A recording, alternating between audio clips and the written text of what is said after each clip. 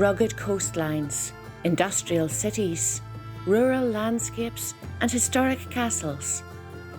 Ulster has a wealth of places to see and explore. For centuries, the comings and goings of folk between Ulster and Scotland have left their mark on our landscape and people. I'm Lolly Spence, and in this short series, I'll be visiting some of the most stunning visitor attractions Northern Ireland has to offer, many of them steeped in Ulster-Scots history. Today we're travelling about 120 kilometres west of Belfast. Not far from the market town of Omagh, we're visiting a centre which tells the story of emigration from Ulster to America. During the 18th century, emigration was at its height, with people leaving from across Ireland, including those with Ulster-Scots heritage. I'm here in County Tyrone, surrounded by the Sperrin Mountains and the beautiful Gorchin Lakes. I'm at the Ulster American Folk Park, where we're going to be looking at a very important chapter in Ulster-Scots history. The Ulster American Folk Park showcases buildings and artefacts from the 18th and 19th centuries, taking visitors on a journey back in time, from the old world of Ulster to the new world on the American frontier. The Ulster American Folk Park offers us an opportunity to experience what life was like for over 250,000 people who left Ulster in the early 18th century. Here you can dander along pathways and peek inside original thatched stone cottages dating back to the 1700s. Many of the emigrants were descended from the original Scottish Presbyterians who had come here in the early 1600s at the time of the plantation of Ulster. And they stayed here and built single-storey stone cottages, a little bit like this one, with the traditional thatched Irish roof.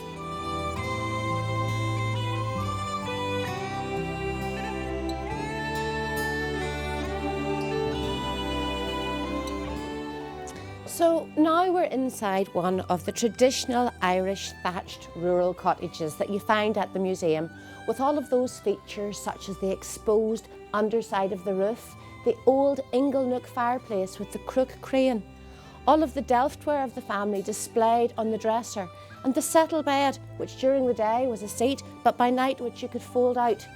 This was a very traditional home that the Ulster Scots would have settled in. And it was a home just like this, which a 5-year-old left in 1818. Thomas Andrew Mellon went on to found a very significant dynasty in America that I'll tell you about shortly.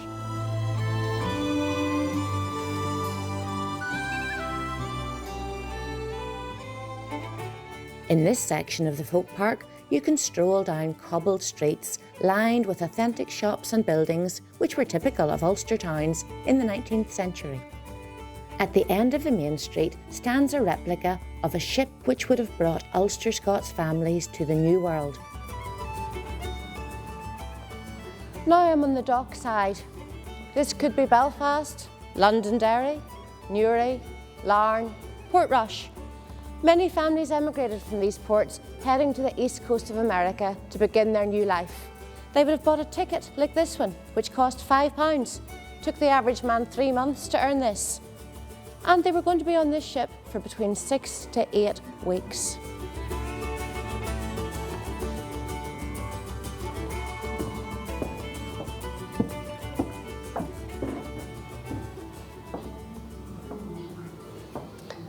The journey across the Atlantic on these wooden sailing ships was frequently hazardous. The passengers faced low ceilings, overcrowded berths, very poor sanitation, lack of food, lack of fresh drinking water, and terrible storms at sea. Very often, they never made it to America.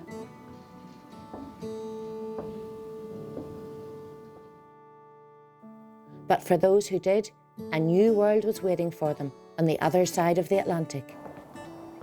And now here I am, arrived off the ship into Baltimore, America. Can you imagine for those first Ulster emigrants, the men, women and children, just what an exciting new beginning this must have been. The folk park lets us imagine the 19th century shops and buildings which would have greeted the new arrivals in America.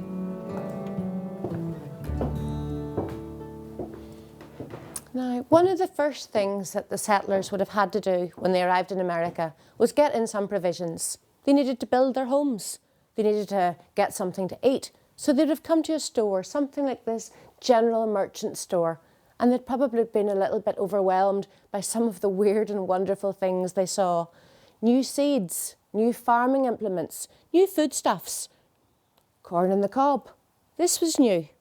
Look at the size of this big pumpkin. Again, another new vegetable. Imagine how pleased they would have been to see the familiar words post office. Here was the place where they could send a letter back home to let the families in Ulster know that they had survived and they'd made it to the new world.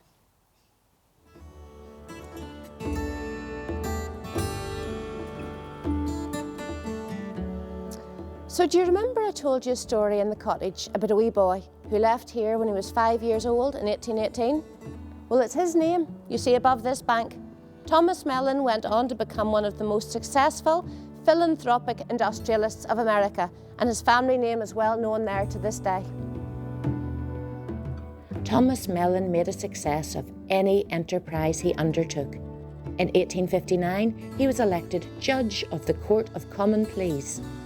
He invested in coal and real estate, and the Mellon family became one of the richest in America. This beautiful log farmhouse behind me is a replica of the Mellon family home in Pennsylvania.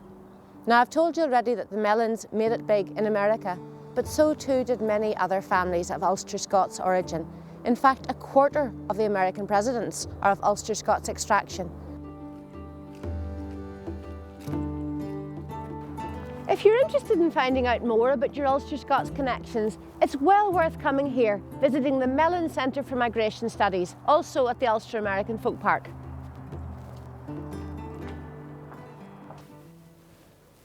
This building is a specialist immigration resource centre, and for over 40 years they've been amassing this marvellous archive of resources relating to Irish migration all over the world.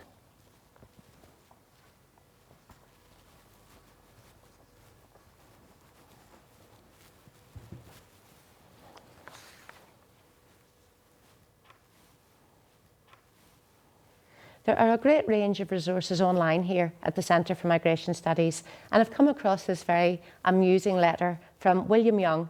He emigrated to New York in the 1800s, and he wrote to his friend Robert Taylor of Coleraine. So in this letter of March the 18th, 1850, he seems a lot more interested in what's going on with the young ladies at home than he does in his new life in America. So let me read you a wee bit of it. He says, "Dear Robert, I have not got acquainted with any of the young Yankee girls that could compare with Coleraine, Derry or Ballymoney. You mustn't forget to remember me to all the young ladies of my acquaintance at home." Then he describes where he is now. He says, "New York is a queer hole, composed of good and bad characters, sinners and saints, French men and English, Germans and Irish, and also a few Scotch. Tom, Dick and Harry mix all together and scramble along the best way they can. You mustn't forget to write on return and give me all the news of Coleraine and the surrounding neighbourhood, and give my compliments to your family, the young ladies especially. I am, dear Robert, your sincere friend, William Young."